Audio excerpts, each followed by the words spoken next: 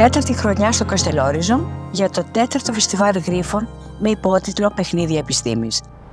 Πολλοί αναρωτιόνται γιατί σχεδιάζουμε ένα τόσο μεγάλο φεστιβάλ δυσανάλογο ως προς το νησί, σε ένα τόσο μικρό νησί, με ένα πολύ μικρό αριθμό μαθητών. Πρέπει να καταλάβουμε πάρα πολύ ότι επειδή ζούμε σε ένα απομονωμένο μέρος, σε ένα κριτικό μέρος όπως είναι το Καστελόριζο, πολλές φορές δεν έχουμε υλικά για να κάνουμε κάποια πράγματα. Δημιουργούμε αυτές τις λεγόμενες πατέντες. Αλλά μπορούμε να δημιουργήσουμε μια νέα εστία με κάτι καινούριο. Γιατί δεν υπάρχουν πολλοί ρυθμοί εδώ στο Καστελόριζο, δεν υπάρχουν θέατρα, δεν υπάρχουν σινεμά και άλλα πράγματα. Αλλά ζούμε σε έναν τριζιάστατο κόσμο και ο καλύτερος τρόπος για να μάθουμε είναι με τριζιάστατους γρίφους, δηλαδή παιχνίδια εκπαιδευτικά.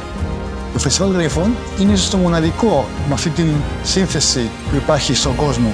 Δίνει μια αδέξοδο στα παιδιά. Το αυτό είναι η γρίφη ουσιαστικά. Και έτσι γινόμαστε δημιουργικοί. Λύνουμε γρίφους της αληθινής ζωής.